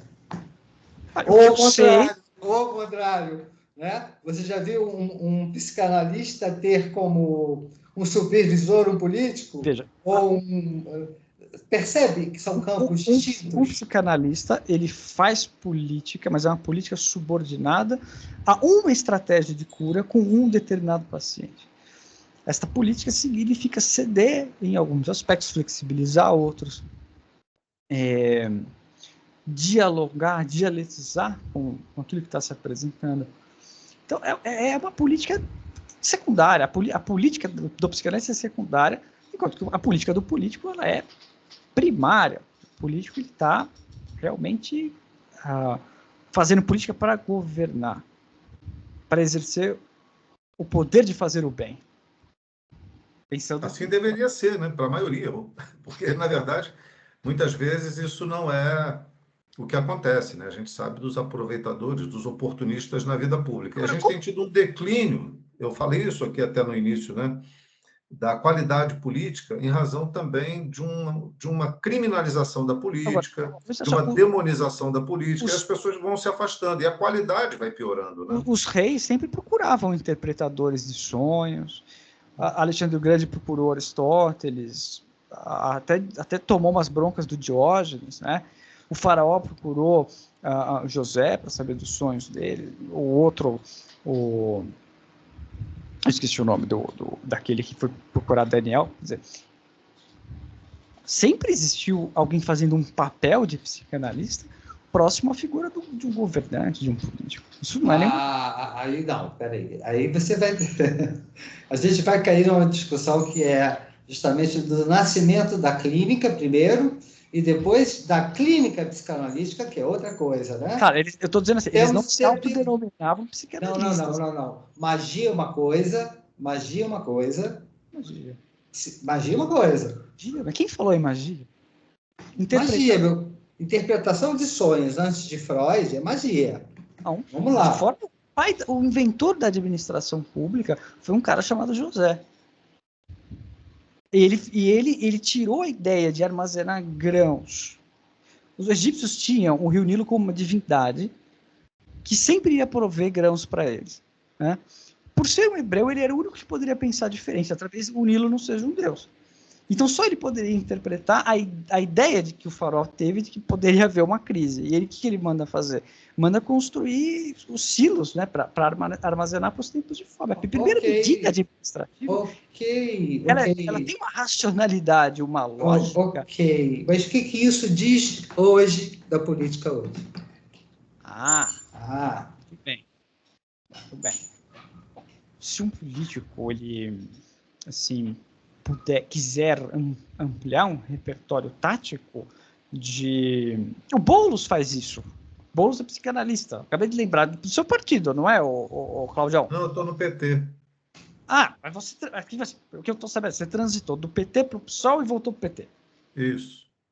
Tá. Você conheceu o Boulos? Sim. Conheci em Friburgo. Como que ele atinge o eleitorado dele? Ele fala uma língua, ele imita muito bem a voz do Lula, isso é inegável, e ele consegue, com isso, falar para pessoas de uma certa camada da população, ter um diálogo muito mais, assim, vivo, né? Por usar certas metáforas, certos significantes, certas gírias, né? Isso é uma contribuição, contribuição tática, né? No caso, para ampliação de repertório de discurso, tá certo? Um outro cara que faz isso muito bem é o próprio Lula. Eu não sei se ele aprendeu com a psicanálise a fazer isso, mas eu sei que o Lula faz isso. Ele tem uma habilidade. É muito intuitivo também, né? De acordo com a circunstância, o momento, a vivência, a vida que ele levou, traz uma experiência, uma riqueza, né? Tem políticos que têm o inconsciente instrumentalizado para fazer esse tipo de percepção intuitiva, né? A ideia de um psicanalista seria um expert nisso. Tá entendendo?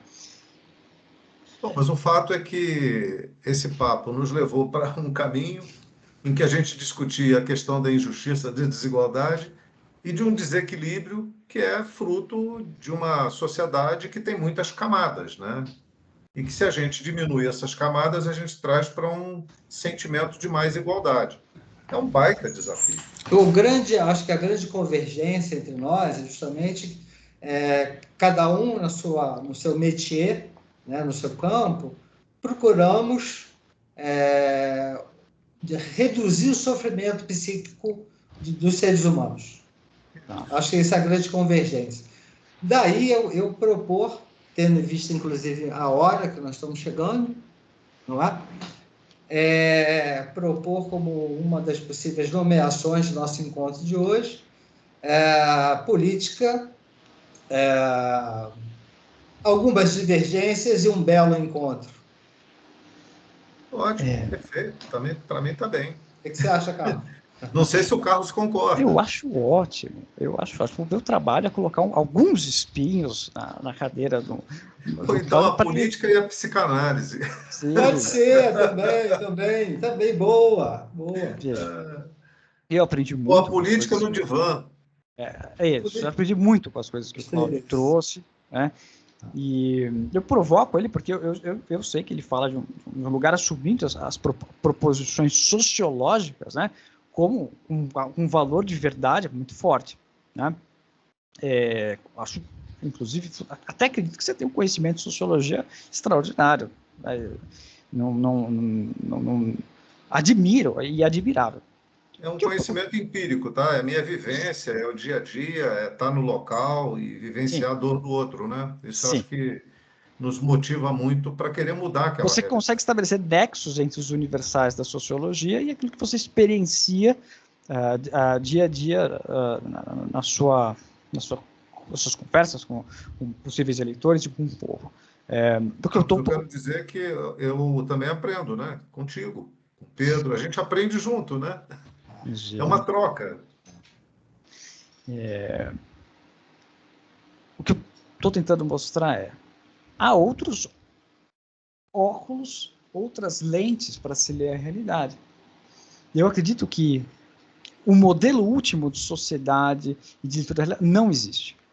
Não existe. Há certas circunstâncias em que o óculos da sociologia vai me permitir enxergar maravilhosamente bem os problemas para resolvê-los, e há outros problemas que precisam ser lidos com outros óculos. Eu penso de uma maneira bem assim, pós-moderna, e eu acho que a coisa vai um pouco por aí. Né? E meu trabalho, seja falando com um político, seja falando com um paciente, é sempre mostrar, acenar possibilidades de outros caminhos. Isso gera um pouco de angústia, dá umas dor nas costas, sim, mas é meu trabalho. Eu não conseguia ter outra conversa, assim, não importa, você poderia colocar o Cláudio Damião, como poderia colocar o Lula na minha frente, eu falaria a mesma coisa, dentro do que vier possível também, de acenar umas coisas diferentes, colocar uns pontos de interrogação em algumas verdades. Por isso que eu... Despretensiosamente. Eu quero convidá-los para assistir amanhã pelo YouTube nosso programa de rádio. Tá. Nós temos um programa de rádio todas as sextas, de 10 às 11 horas, numa rádio comunidade que você pode ver pelo YouTube, pode inclusive participar, mandar pergunta. Eu vou entrevistar amanhã um músico fenomenal, esse amigo que eu almocei hoje, o nome dele é Gui Malon. Pode inclusive achar aí no Google, Gui Malon, achar no YouTube. É um músico excepcional. E ele viveu muito tempo fora de Friburgo, viveu na Europa por 30 anos, mas é um brasileiro que defende as lutas do Brasil, o povo brasileiro, a cultura brasileira, é uma figura excepcional. Acho que vocês vão gostar muito do programa. Maravilha. E eu tô querendo justamente reconvidar vocês dois para uma série mesmo. Vamos fazer, Carlos. Vamos fazer, Cláudio. Sim. Tá? Porque, assim, esse foi o Carlos, ontem foi esquenta, foi treino, né? Hoje foi o jogo, né? Hoje foi e tá um calor aqui em Catão. Não sei como é que tá aí no Rio. Puta, Aqui tá quente. Nova Friburgo é um local de temperatura muito amena, né? O Pedro sabe, aqui região serrana tá calor. Aqui tá 40, cara. Meu Deus do céu. Aí também é um negócio insuportável, 40 graus, né? Aqui tá marcando 20. Agora, deixa eu ver aqui. Agora deu uma caída, lógico, né? Mas agora tá 30. Eu vou achar aqui a chamada para o programa. Vou mandar para o Pedro, para o WhatsApp, ele manda para você. Pode. Tá. Carlos, vamos fazer de novo? Cláudio, vamos fazer de novo? Sim, vamos. Combinado. Entramos no campo. Já não é treino agora. Agora é então, jogo. Vamos fechar esse bloco que a minha netinha está me esperando. Maravilha. Vou parar a gravação aqui. Pessoal, fiquem com Deus. Muito obrigado pela oportunidade de conhecer o Cláudio. Foi um prazer, foi uma satisfação enorme. E vamos marcar mais vezes, com certeza. Grande beijo para vocês dois. Maravilha, igualmente, Carlos. Prazer, irmão. Beijão, um abração. Pessoal, falou. Valeu. Abraço.